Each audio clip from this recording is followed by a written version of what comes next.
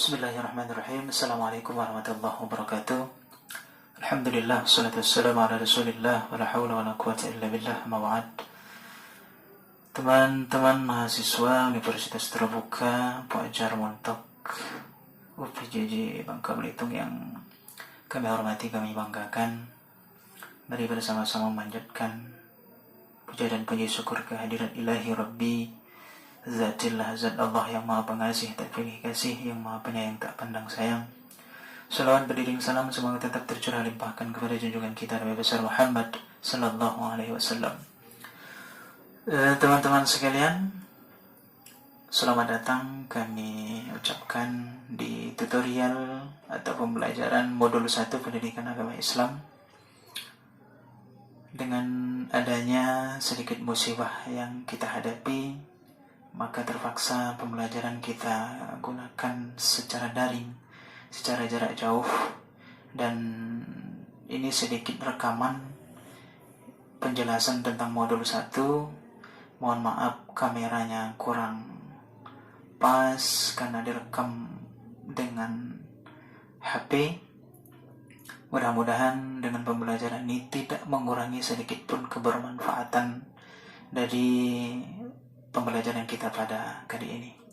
Teman-teman sekalian, materi kita adalah yang pertama, modul 1 ini adalah Tuhan yang Maha Esa dan Ketuhanan. Kita lanjut dulu. Sebelum itu kita kenalan dulu, karena ini pertemuan yang pertama. Nama Wendy Rais, biasa dipanggil Pak Wen. Pendidikan terakhir di S2 UIN Raden Fatah Palembang. Tempat tugas saat ini, silahkan kalau mau mampir di SMK Negeri 1 Montok, teman-teman sekalian, boleh silaturahim ke sana, boleh mampir ke sana. Itu sekilas tentang saya. Ya boleh dipanggil Pak Wen aja lah, biar enak, biar akrab. Kita lanjutkan. Sedikit kita membahas tentang aturan TTM. Mungkin teman-teman kalian sekalian semua sudah tahu, sudah dijelaskan oleh Pojar, dijelaskan oleh universitas, dari pihak Universitas Terbuka, bahwa yang pertama, mahasiswa wajib hadir 5 kali dari 8 pertemuan. Kita akan melaksanakan 8 pertemuan tetap muka kita, walaupun sekarang diganti dengan daring, tapi minimal kita harus hadir 5 kali. Kalau kurang dari situ, maka nilainya tidak bisa diakumulasi. Tahu, bahkan mereka ujiannya pun tidak bisa diikutkan kalau kurang dari 5 kali. Yang kedua, mengerjakan tugas seperti biasa, terutama yang sudah mahasiswa yang sudah senior. Kalau yang baru, nanti kita akan mengerjakan tugas pertemuan yang ketiga, pertemuan yang kelima, dan pertemuan yang ketujuh. Berikutnya penilaian kehadiran 40%, maka teman-teman semua, yuk kita ikut hadir sama-sama sering melakukan pembelajaran pendidikan agama Islam ini. Nilai keaktifan 30%, nilai tugas 30%.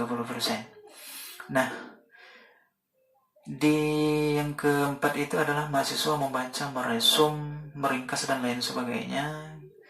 Apalagi keadaan sekarang, kita tidak bisa bertatap muka, tidak bisa melakukan tutorial tatap muka secara langsung. Maka teman-teman sekalian harus lebih banyak membaca, lebih banyak meresum, ringkas, dibuat catatan kecil dari modul yang kita pelajari. Karena memang kami selaku dosen, selaku tutor tidak bisa 100% memberikan kelulusan kepada teman-teman semua, karena masih ada aturan selanjutnya, yaitu ujian. Yaitu ujian tertulis yang harus kalian jawab soal dari soal yang diberikan minimal 30%. Maka kalau kurang dari itu, juga nilainya tidak bisa di-input, tidak bisa diakumulasi. Maka teman-teman semua dianggap ya tidak tuntas atau tidak lulus lah. Maka dari itu mari bersama-sama kita saling sharing. Silahkan kalian teman-teman semua membuat pertanyaan, tidak usah ragu-ragu, tidak usah malu-malu, sharing aja. Berikan pertanyaan kita baik di grup maupun secara pribadi. Berikutnya adalah ruang lingkup materi kita. Kita ada 9 modul. Ini 9 modul dan harus kita lakukan, harus kita laksanakan di dalam 8 pertemuan. Maka dari itu, banyaklah modul daripada pertemuannya. Maka kita lah yang harus lebih aktif. Kita bersama-sama lebih aktif lagi, agar kita lebih mudah memahami pembelajaran kita. Selanjutnya, mari kita lanjutkan pembelajaran kita. Yang pertama, kita harus tahu pengertian iman. Apa sih iman itu? Iman berasal dari bahasa Arab, yaitu amana yu'minu imanan. Kalau orangnya disebut dengan mu'minun, yang artinya adalah percaya. Percaya. Maka segala sesuatu yang kita percayai berarti kita beriman. Itu pengertian secara bahasa. Kita lihat secara istilah. Di istilah kita harus melihat beberapa ayat yang menjelaskan tentang keimanan. Di antaranya adalah surah Al-Baqarah ayat 165. وَمِنَ النَّاسِ مَن يَتَّخِذُ مِن دُونِ اللَّهِ أَندَادًا يُحِبُّونَهُمْ كَحُبِّ اللَّهِ وَالَّذِينَ آمَنُوا أَشَدُّ حُبًّا لِلَّهِ. Kita fokus kepada yang saya merahkan, وَالَّذِينَ آمَنُوا أَشَدُّ حُبًّا لِلَّهِ, yang artinya adalah orang-orang yang beriman amat sangat cintanya kepada Allah. Jadi orang yang beriman kepada Allah adalah orang yang sangat cinta kepada Allah, yang cintanya begitu luar biasa kepada Allah. Asyaddu hubban lillah. Ini ayatnya asyaddu. Asyaddu ini sangat dahsyat. Maka artinya kecintaan kita kepada Allah melebihi cinta kita kepada selain kepada Allah. Maka itulah yang disebut dengan iman. Kalau kita sudah cinta kepada Allah, cinta kita dahsyat, cinta kita sangat luar biasa kepada Allah, itulah yang disebut dengan iman. Nah, jadi bisa disimpulkan iman adalah attitude atau sikap, kondisi mental yang menunjukkan kecenderungan atau keinginan luar biasa terhadap Allah. Jadi cinta kita, kecenderungan kita kepada Allah begitu luar biasa. Teman-teman sekalian, sedangkan di beberapa hadis disebutkan ada 3 keterikatan iman tersebut, yaitu qalbu, ucapan, dan perilaku. Di hadis lain menyebutkan al-imanu huwa takrirun bil lisan. Iman adalah mengikrarkan dengan lisan. Saya beriman kepada Allah, ikrarkan dengan lisan. Saya beriman kepada Allah, beriman kepada malaikat, beriman kepada Rasul, beriman kepada kitab-kitab. Kita ikrarkan keimanan itu. Tetapi tidak cukup, tidak ikrarun bil lisan saja, tetapi wa tasdiqun bil qalbi, yaitu dibenarkan di dalam hati. Ketika kita sudah mengucapkan saya beriman kepada Allah, maka hati kita harus ikut membenarkan ucapan itu, benar-benar diresapi di dalam hati. Apakah itu sudah cukup? Ternyata tidak. Yang ketiga yaitu wa'amalun bil arkan. Harus kita aplikasikan ucapan kita, harus kita aplikasikan apa yang dibenarkan di dalam hati, yaitu ibadah kepada Allah Subhanahu wa taala. Wa'amalun bil arkan. Jadi 3, iqrarun bil lisan, mengucapkan dengan lisan saya beriman kepada Allah, wa tasdiqun bil qalbi, membenarkan di dalam hati ucapan kita bahwa kita beriman kepada Allah, kita benarkan. Tidak cukup itu, kita harus lakukan amal soleh kita. Nah, jadi kesimpulannya adalah iman itu harus keterikatan antara ucapan, antara hati, dan antara amal, terutama amal soleh. Teman-teman sekalian, kita lanjutkan. Nah, iman yang dirangkai dengan kata negatif, maka dia akan berubah menjadi negatif. Seperti dalam Quran surah An-Nisa ayat 51, Alam tar ila alladhina utu nasiban minal kitabi yu'minuna bil jibti wat taghut. Yu'minuna bil jibti wat taghut. Kita garis bawah itu yu'minuna bil jibti wat taghut. Itu artinya yang saya merahkan, percaya kepada jibs, sesembahan selain Allah. Percaya kepada sesembahan selain Allah dan percaya kepada taghut, kata berhala. Maka kata yu'minu, kata iman ini akan menjadi negatif kalau kita sandingkan dengan kata-kata jib dan taghut atau hal-hal lainnya yang selain iman kepada Allah. Berikutnya adalah iman yang dirangkai dengan kata positif. Ini yang harus kita lakukan. Ini yang harus ada di dalam diri kita. Itu contohnya dalam surah Al-Baqarah ayat 285. Amana ar-rasulu bima unzila ilaihi min rabbihi wal mu'minun kullun amana billahi wa malaikatihi wa kutubihi wa rusulihi. Amana billahi wa malaikatihi wa kutubihi wa rusulihi. Yaitu beriman kepada Allah, beriman pada malaikat, kitab-kitabnya, rasul-rasulnya. Itu kalau dirangkai dengan rangkaian kata positif, maka iman itu menjadi positif. Maka mari kita rayakan keimanan kita dengan beriman, dengan kita rangkai kata-kata iman kita dengan kata-kata yang positif. Teman-teman sekalian, kita lanjutkan dengan implikasi keimanan. Maka kalau kita sudah mengaku beriman kepada Allah, iman kita sudah bulat kepada Allah, maka implikasinya yang pertama, hasil dari keimanan kita itu, yang pertama, kita akan selalu tawakal kepada Allah. Segala sesuatu kita sandarkan kepada Allah. Apapun pekerjaan kita, apapun kegiatan kita, kita harus mulai dengan bismillah. Kita sandarkan kepada Allah. Bahkan termasuk makan dan minum pun. Makan bukan karena lapar, tapi karena perintah Allah.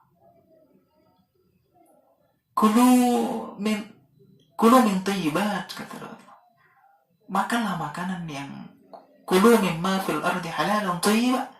Makanlah makanan yang ada di bumi ini, makanan yang halal dan thayyibat. Ini perintah Allah.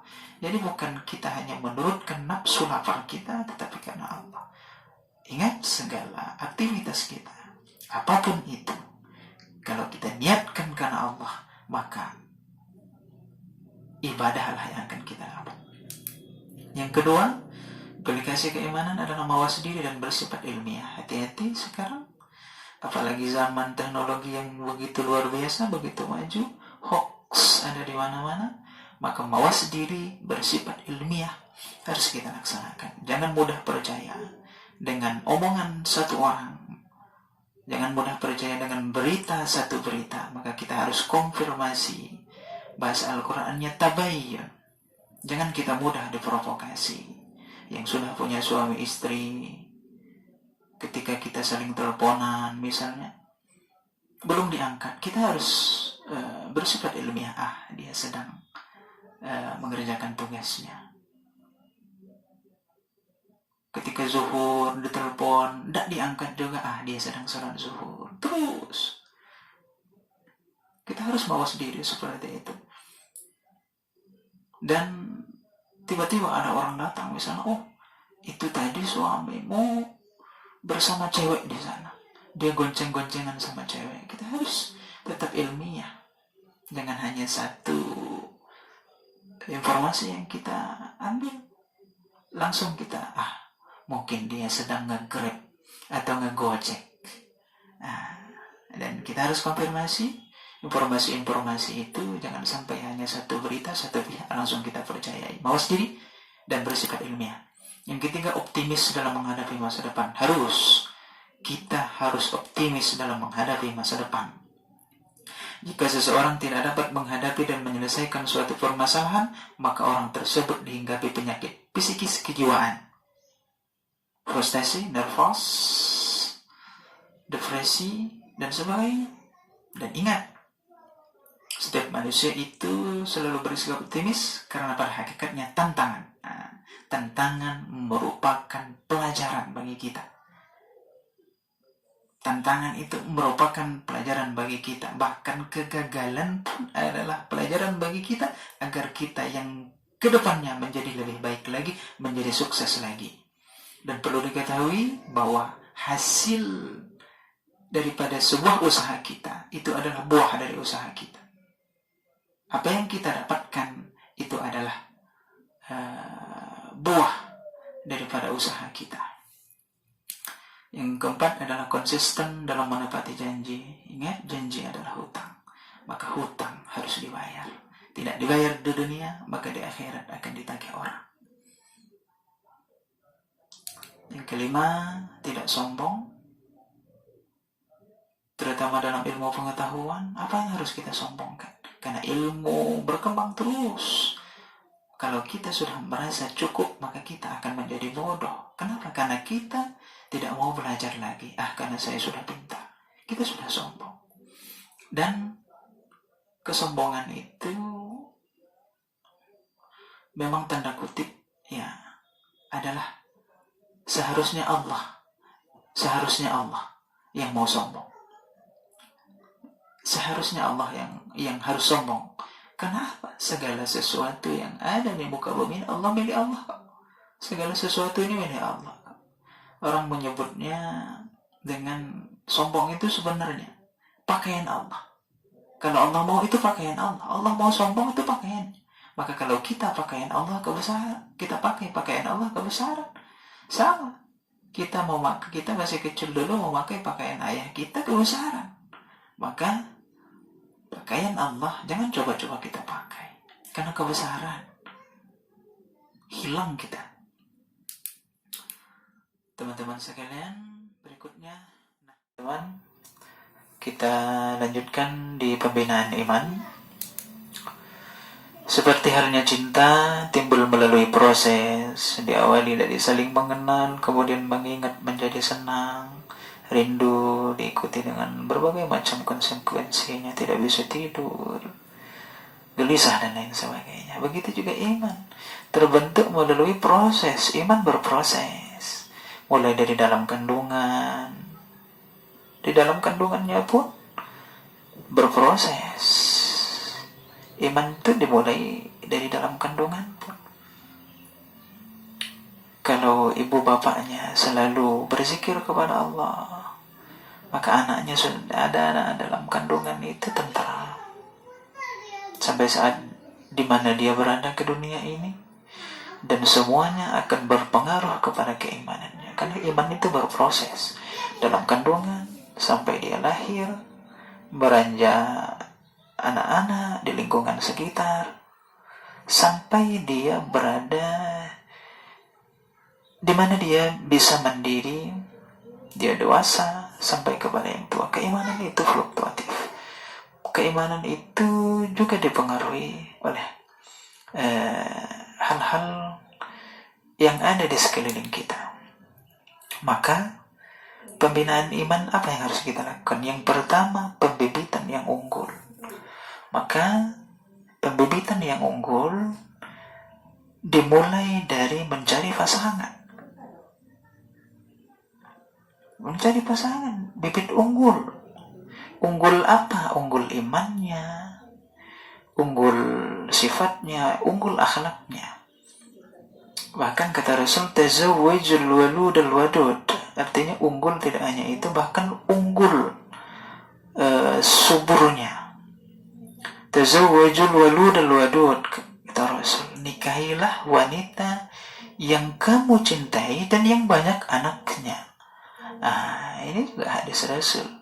Artinya tidak hanya unggul dalam akhlak, dalam iman, dalam ilmu, tetapi juga dia unggul dalam memiliki keturunan. Cari yang kamu cintai dan yang banyak anaknya. Karena kata Rasul, saya akan bangga nanti di hadapan para nabi-nabi yang lain bahwa umatku lah yang terbanyak. Tetapi tetap harus kita lihat kondisi-kondisi yang memungkinkan untuk itu. Kondisi ekonomi, kondisi biologi, dan kondisi yang memungkinkan dalam hal-hal banyak anak dan lain sebagainya. Yang kedua, pemeliharaan yang intensif terhadap berbagai pengaruh dari lingkungan. Jadi pembinaan dari lingkungan keluarga, masyarakat, pendidikan, pergaulan maupun kondisi sekitar dan tempat tinggalnya. Maka harus kita lakukan hal-hal yang terbaik, karena iman itu akan berproses mulai dari kandungan tadi, dilanjutkan dengan keluarga, dipengaruhi oleh masyarakat, dipengaruhi oleh pendidikan dan pergaulannya dan lain sebagainya. Yang ketiga, memberikan contoh dan teladan sesuai dengan sunnah Rasul. Kita contoh sunnah Rasul, cara berbicara Rasul, cara bergaul Rasul, dan lain sebagainya. Yang keempat, pembiasaan yang baik dalam keseharian, kebiasaan yang baik, kelakuan kita yang baik, cara kita yang baik, cara makan kita yang baik, cara ibadah kita yang baik. Yang kelima, menempatkan pada tempat pendidikan yang sesuai dengan syariat Islam, terutama yang kita Islam. Maka tempatkanlah adik kita, anak-anak kita, ya, yang sesuai dengan syariat Islam. Pendidikannya, berikan pendidikan Islam. Dan yang keenam, pengenalan terhadap ajaran Islam secara tepat dan benar. Ajari anak-anak kita, ajari keluarga kita, ajari adik-adik kita untuk belajar ajaran Islam yang tepat dan yang benar. Dan menumbuhkan keimanan berikutnya adalah belajar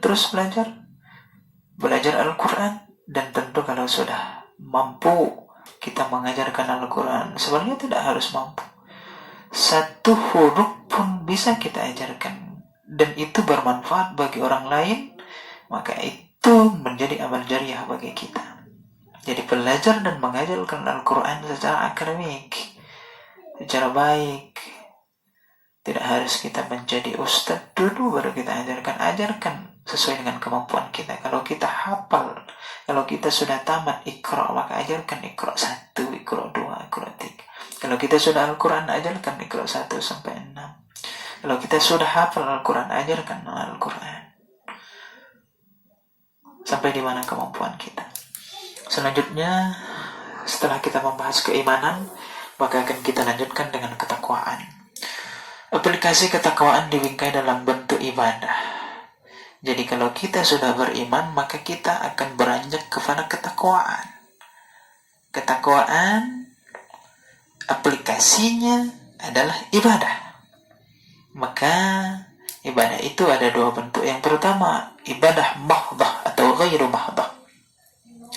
Ibadah mahdhah atau ibadah ritual. Itu yang pertama. Artinya ibadah yang telah ditentukan macam, tata cara, syarat, rukunnya seperti sholat, puasa, zakat, haji dan lain sebagainya. Itu ibadah ritual, ibadah mahdhah. Ibadah yang sudah ditentukan oleh Allah kewajibannya, ibadah yang sudah ditentukan oleh Allah sunnah dan rukunnya. Maka itu disebut dengan ibadah mahdhah. Nah, ternyata ada ibadah selain mahdhah, selain ritual tadi, yaitu ibadah ghairu mahdhah atau ibadah sosial. Maka kita tidak hanya hablum minallah saja, tetapi ibadah itu ada hablum minan nasnya, yaitu ibadah sosialnya sesama manusia. Mulai dari senyum, ibadah yang paling kecil yang tidak ada tata cara dan rukunnya, itu termasuk juga senyum. Senyum itu ibadah kalau kita ikhlas kepada orang yang kita senyumin. Tapi kalau kita senyum sinis, tidak ibadah. Dan ingat, senyum harus pakai teman. Jangan senyum-senyum sendiri, bahaya itu. Ya, kalau sudah bisa senyum sendiri itu kecerdasannya di atas rata-rata itu. Maka senyum pun. Dan kadang-kadang gini, kadang-kadang dengan ibadah kecil itu, ibadah yang menurut kita kecil, tetapi Allah dengan ibadah kecil itu menghilangkan segala bala, musibah, penyakit dari kita. Menurut kita kecil, kita menyingkirkan batu, menyingkirkan duri di jalan, menurut kita kecil, tetapi dengan ibadah kita yang kecil itu, Allah menghilangkan bala yang besar daripada kita. Kadang-kadang kita menyepelekan itu. Dan ibadah-ibadah sosial lainnya. Ciri-ciri orang yang takwa menurut Imam Qusairi, yang pertama adalah tawadhu, rendah hati. Iya, rendah hati, tidak sombong. Apa sih yang mau kita sombongkan? Gak ada. Yang melekat di kita saja kalau Allah mau selesai. Jari telunjuk kita kalau Allah mau terpeleset sedikit putus. Nyawa yang menyatu dengan tubuh kita kalau Allah mau diambil. Apa yang milik kita tidak ada. Maka apa yang harus kita banggakan? Apa yang harus kita sombongkan? Yang berikutnya qanaah, menerima takdir. Apa yang diberikan oleh Allah kepada kita, kita terima. Tetapi jangan salah juga menerima takdir. Suatu ketika misalnya ditanya oleh orang tuanya, abang, adek, mana nilai kuliahmu semester ini? Ini ayah, nilai saya pas dilihat nilainya D. Ditanya, abang, adek, kenapa kok nilaimu D kecil semua, tidak tuntas semua? Sedangkan rasanya apa yang sudah ayah berikan kepadamu sudah cukup. Maka jawabnya itu ayah, jawabannya ayah, itu semua takdir daripada Allah. Salah. Itu bukan takdir Allah, itu takdirmu. Kamu yang membuat, bukan itu caranya. Yang maksudnya ya, takdir itu ada dua. Ada yang namanya takdir mubrom, takdir yang memang Allah yang langsung memberikan. Yang kedua ada takdir kita yang sesuai dengan usaha kita, namanya takdir mu'allaq, takdir yang ketergantungan dengan usaha kita. Maka jangan semata-mata menerima takdir, saya terima nilai saya kecil. Salah. Itu bukan menerima takdir, itu bodoh ya. Itu salah dalam menerima takdir. Tidak boleh. Ada takdir yang memang langsung Allah tentukan. Contoh, kita lahir, itu Allah tentukan. Kita lahir di mana, dari bapak siapa, dari ibu siapa, itu Allah yang tentukan. Tidak bisa kita pilih-pilih. Misalnya dulu malaikat, hei fulan, kamu pilih mau mama Korea, mau mama Jepang, atau mama PAL 9. Pilih Korea semua nanti. Gak ada. Karena Allah tentukan kamu lahir dari mama siapa, kamu lahir dari ayah siapa, kamu lahir dari keluarga mana. Allah yang tentukan, tidak bisa kita memilih. Tapi ada takdir Allah yang harus kita pilih. Contoh, bodoh dan pintar, kaya, miskin. Kita yang menentukan. Kita juga harus mengejar takdir kita. Jangan salah menerima takdir. Nanti boleh ditanyakan kalau ada kurang-kurang, misalnya penjelasan saya, silakan ditanyakan. Waro, yang ketiga adalah waro. Ciri-ciri orang yang takwa itu waro, hati-hati. Dia bersaja. Ucapannya sebelum dia ngomong, sebelum dia ucapkan, dia selalu memikirkan apakah kata-kata saya nanti akan berdampak negatif bagi orang lain, akan menyakitkan hati orang lain. Apakah Kalau saya melakukan ini orang lain tersinggung, apakah kalau saya melakukan hal-hal ini orang lain merasa gelisah dan lain sebagainya. Itu hati-hati, ya. Tawarok namanya. Yang ketiga yakin itu tawakal. Serahkan kepada Allah. Yakin usaha kita sampai. Yakin apa yang kita lakukan Allah tidak akan memandang itu sia-sia. Kita lanjutkan. Berikutnya adalah seseorang yang dinyatakan takwa kepada Allah dapat terlihat tanda-tandanya. Ya, dari ciri-ciri itu juga akan keluar dari tanda-tanda. Yang pertama, ia memiliki lidah yang selalu berzikir kepada Allah, yang tidak menyakitkan hati orang lain. Ada sebuah kisah. Rasul memerintahkan Umar bin Khattab, Umar, apakah kamu mau masuk surga? Secara otomatis. Maka kata Umar, iya mau saya ya Rasul. Pergilah ke ujung kampung sana, temui orang tersebut. Contoh dialah salah satu orang yang akan masuk surga secara otomatis.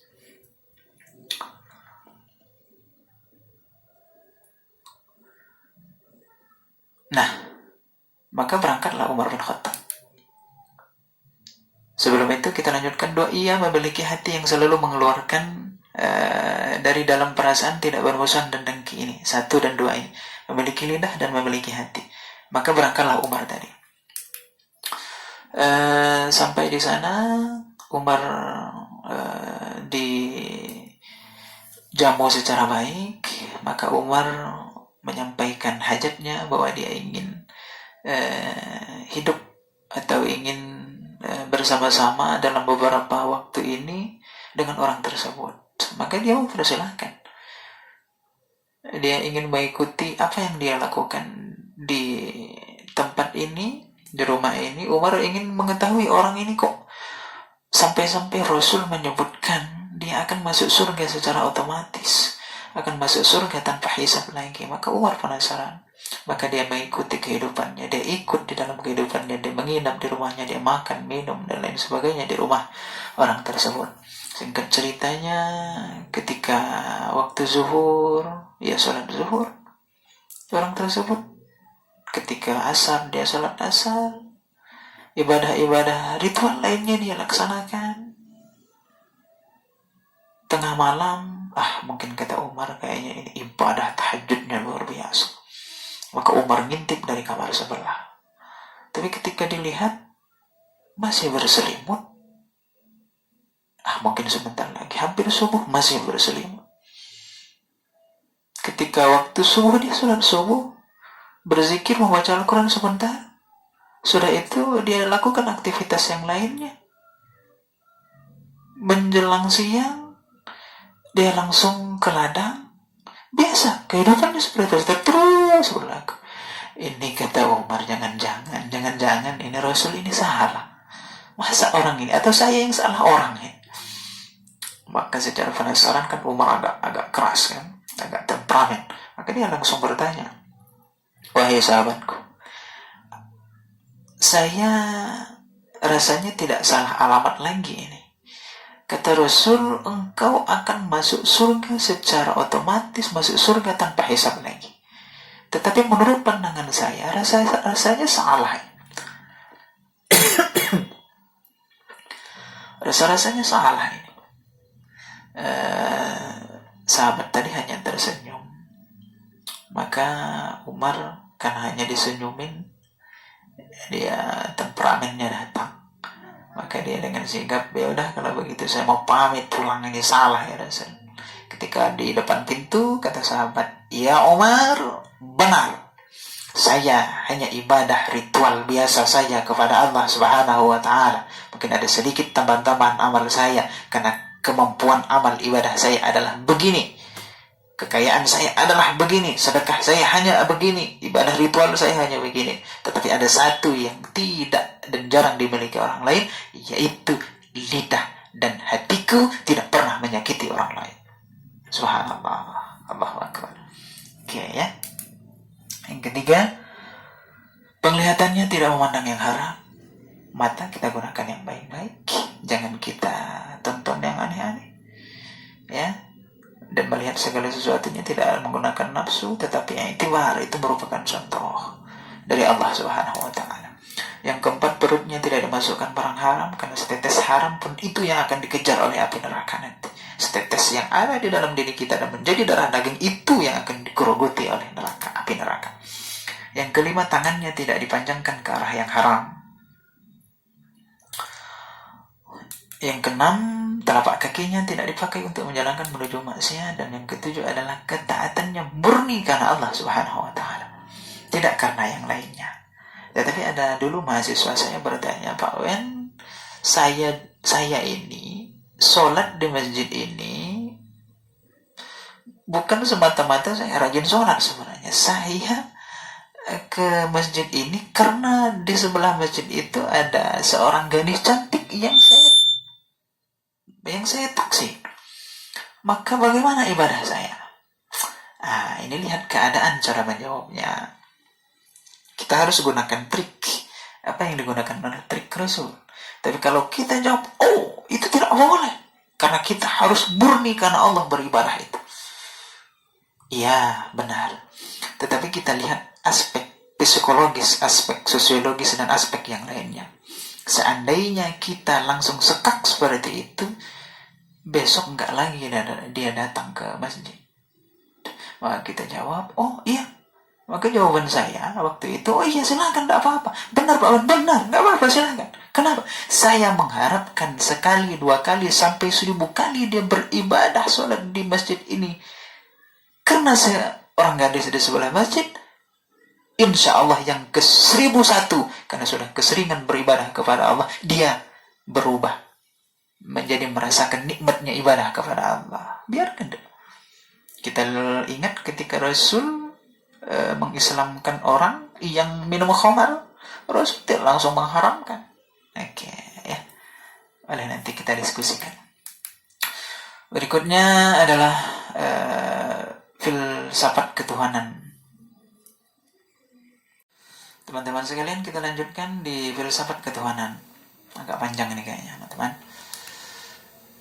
Filsafat itu adalah berasal dari bahasa Yunani, filosofia, yang berarti kecintaan kepada kebenaran atau cinta kepada ilmu lah bahasa kitanya. Dalam bahasa Arab disebut dengan falsafah.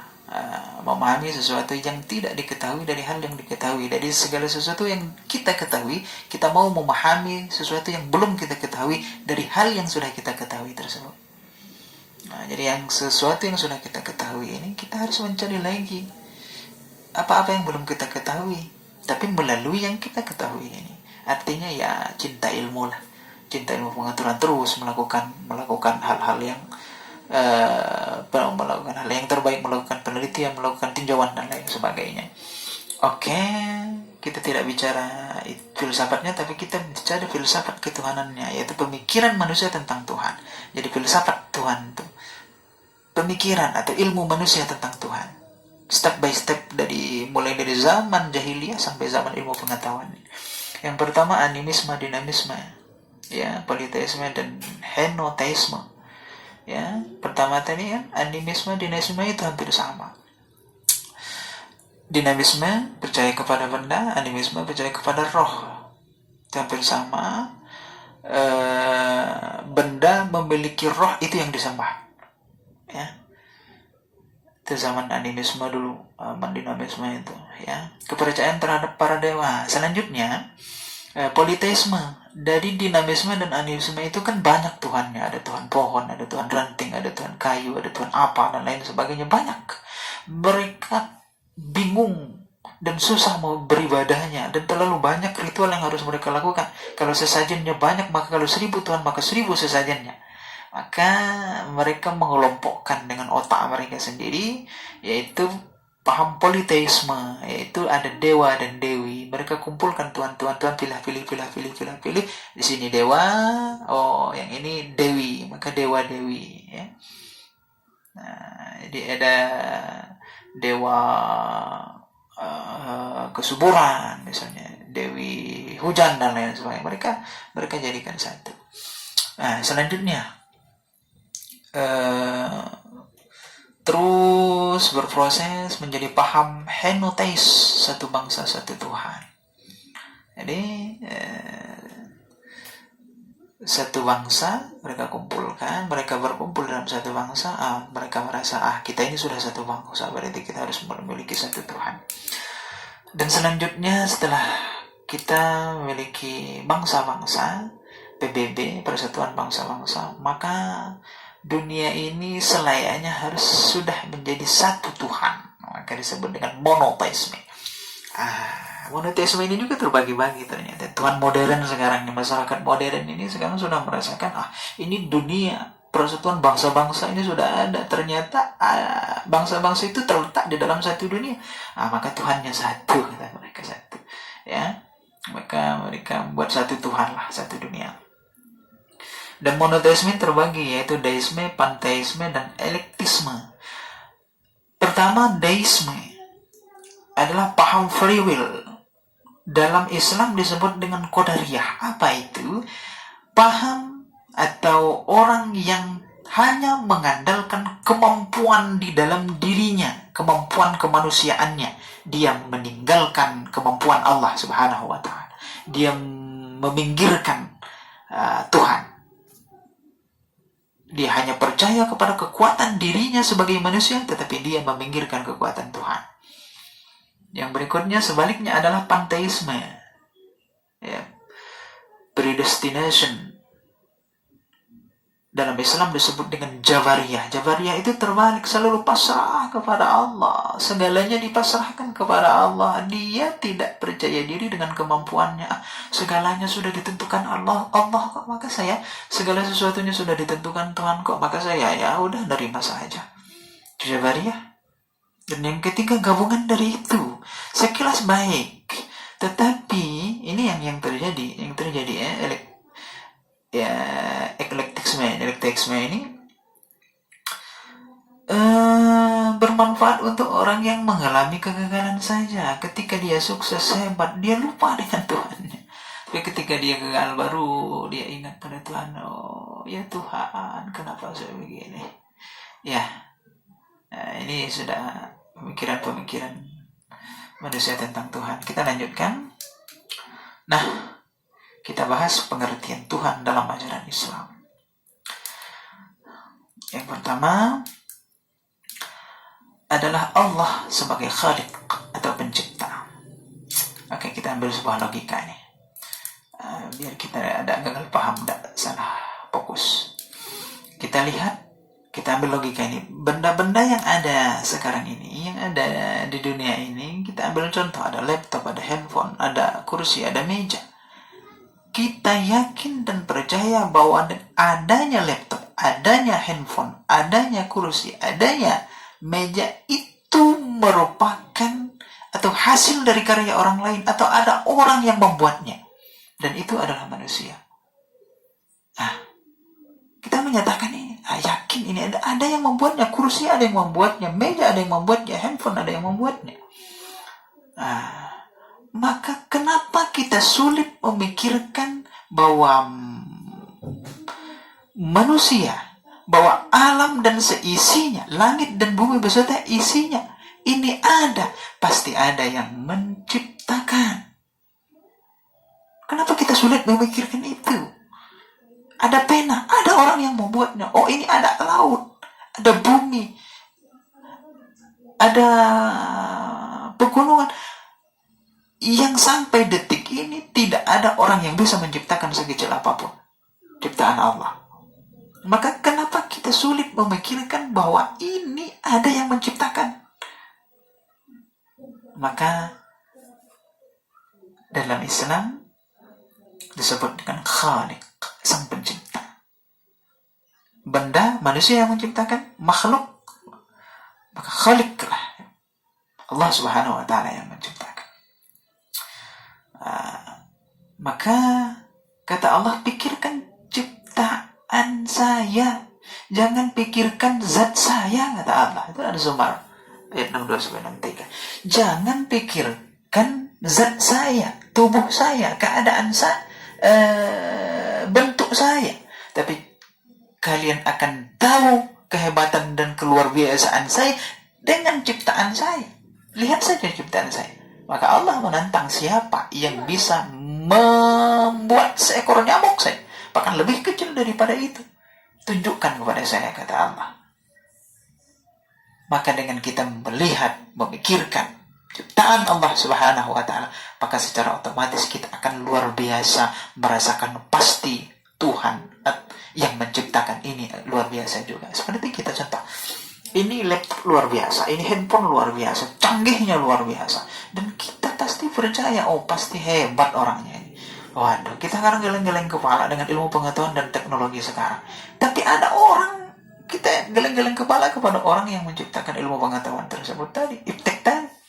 Nah, kenapa kita sulit juga merasakan keluar biasaan diri kita terhadap apa yang diciptakan oleh Allah? Begitu luar biasa ciptaan Allah, sampai seekor nyamuk pun bahkan lebih kecil daripada itu tidak ada orang yang bisa menciptakan, apalagi mau menciptakan yang besar-besar. Sehebat ilmu pengetahuan dan teknologi yang katanya sekarang sudah mencapai puncaknya, tetapi seekor nyamuk pun tidak ada orang yang sanggup menciptakan. Oke. Itu ayatnya, Allahu khaliqu kulli syai' wa huwa ala kulli syai'in wakil. Ya, Allah pencipta segala sesuatu. Nah, itu pengertian Tuhan dalam ajaran Islam. Allah itu sebagai khaliq yang menciptakan segala sesuatu. Yang kedua, sifat Allah. Sifat Allah itu tergambar di Asmaul Husna, 99 Asmaul Husna. Bukan Allah itu ada 99, tetapi sifatnya yang ada 99. Sama kita manusia satu, tapi sifat kita banyak. Ada mudah sedih, ada rajin, ada pemalas. Nah, begitu juga Allah. Allah kemuliaannya tergambar di 99 Asmaul Husna. Itu sifat Allah. Nah, berikutnya kita akan lanjutkan dengan ma'rifatullah melalui fikir dan zikir. Maksudnya mengetahui Allah melalui pikir dan zikir. Ya. Yang pertama, kita melalui pikir. Sebelum Tuhan menciptakan manusia, terlebih dahulu diciptakan alam semesta ini untuk kepentingan hidup manusia. Nah, apakah kita tidak berpikir segala sesuatu yang Allah ciptakan di muka bumi ini seluruhnya diperuntukkan untuk manusia? Apakah kita tidak berpikir? Bahasa kitanya, apakah kita tidak berterima kasih? Fabi ayyi ala'i rabbikuma tukadziban, dalam surah Ar-Rahman. Apakah kita tidak mau berpikir dengan segala yang ada di muka bumi ini ternyata ditundukkan oleh Allah untuk manusia? Nah, melalui kita berpikir ini, maka kita akan mengetahui Allah, bahwa ada Tuhan, ada Allah yang memberikan itu semua untuk kita. Iya, sudah kita jelaskan tadi, apa yang Allah ciptakan ke muka bumi ini, bahkan sekecil apapun, tidak ada satupun yang bisa mencontohnya. Itu dijelaskan di bawah juga ada. Kita berpikir, ya. Surah Al-Jasiyah ayat 13, sakhkhara lakum ma fis samawati wa ma fil ard jami'an min. Allahu akbar. Apa yang langit dan bumi semuanya rahmat dari Allah dan hanya untukmu, kata Allah. Allahu akbar. Maka pikiran kita harus berjalan bahwa ini ternyata Allah menciptakannya untuk kita. Maka kalau sudah ada yang diciptakan, maka tentu ada yang menciptakan. Berikutnya melalui zikir. Ya, zikir ini sudah ada pengalaman qalbu, pengalaman hati. Kalau kita gundah gulana, ambil air wudhu, cepat-cepat berzikir, tenang hati kita. Itu pertanda bahwa Tuhan itu ada, bahwa Allah itu ada. Alladzina amanu wa tatma'innu qulubuhum bi dzikrillah. Ala bi dzikrillah tatma'innul qulub, kata Allah. Hanya dengan mengingat Allah, hati menjadi tentram. Ala bi dzikrillah, zikir kepada Allah, ingat kepada Allah, tentram hati kita. Itu pertanda ada Tuhan. Maka dari melalui fikir dan zikir ini, kita pikirkan, selalu berpikir segala apa yang diciptakan, pikirkan ciptaan Allah. Maka kita akan mengetahui keadaan Allah, bahwa memang ada Allah, ada Tuhan yang menciptakan ini. Karena sampai detik ini makhluk sehebat apapun tidak ada yang bisa menciptakan. Melalui zikir, kita zikir, hati kita tentram, tenang, baca Quran, kita enak. Itu luar biasa, doa itu menembus batas, ya. Mukjizat Al-Quran dibacakan kepada air putih sudah diteliti orang, molekul-molekulnya beda. Al-Quran dibacakan kepada orang yang sakit, betapa luar biasa mukjizat Al-Quran itu, sembuh. Dan itu sudah banyak terjadi. Teman-teman sekalian, yang keempat, kekuasaan dan perbuatan Allah. Proses penciptaan sesuatu oleh Allah itu terjadi, yang pertama, seperti kelazimannya, bertahap, berproses. Seperti penciptaan manusia, dari pembuahan, mengandung pun ada prosesnya. Ada mulai dari pertemuan spermatozoid dengan ovum, nutfah, ya, bertemu di dalam rahim, berubah menjadi segumpal darah berubah menjadi segumpal daging diberikan Allah tulang belulang, dan tulang belulang ditutupi lagi oleh Allah dengan daging dan kulit, dan akhirnya sempurna manusia berproses sampai dia lahir. Itu kelazimannya. Yang berikutnya adalah kekuasaan Allah dan perbuatan Allah. Menurut pandangan manusia terjadi sangat cepat, seperti mukjizat, ya. Dan ingat, mukjizat itu ada hanya pada Rasul, pada Nabi dan Rasul Allah, bukan terjadi pada manusia. Salah sebut kita menyebut itu mukjizat si anu, tidak. Mukjizat itu hanya untuk Allah. Mukjizat itu hanya diberikan Allah kepada para Nabi dan Rasul. Yang ketiga, segala peristiwa di alam ini diketahui dan disaksikan oleh Allah.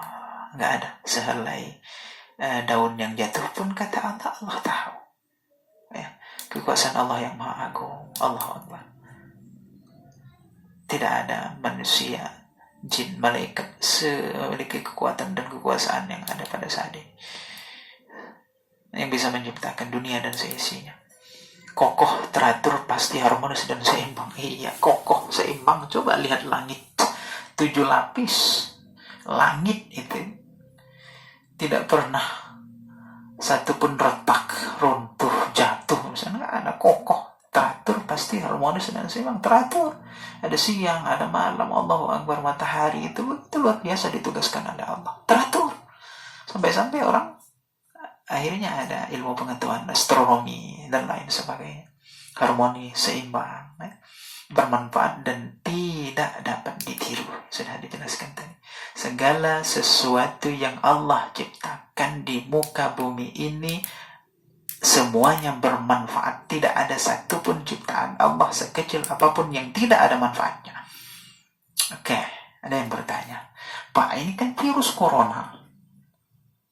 Udah kebesaran lah virus corona. Kuman aja yang kecil aja. Kuman yang kecil lagi. Itu nggak ada manfaatnya, Pak Wen. Nggak ada manfaatnya itu. Oke. Yakin dan percayalah. Dalam surah Al-Isra ayat 85 itu disebutkan, segala sesuatu yang saya ciptakan tidak ada yang batil, tidak ada yang tidak bermanfaat, dan semuanya bermanfaat. Maka kuman dan bakteri itu ternyata bermanfaat. Apa itu? Kalau tidak ada bakteri, maka tidak ada kurap, panu, dan kudis. Maka kalau tidak ada kurap, panu, dan kudis, maka tidak ada pabrik kalpanak. Maka pabrik kalpanak bermanfaat bagi orang-orang mencari pekerjaan. Di dalam situ banyak ribuan orang bekerja, dan hasilnya bermanfaat bagi anak dan istrinya, dirinya, anak dan istrinya. Tidak ada yang tidak ada manfaat.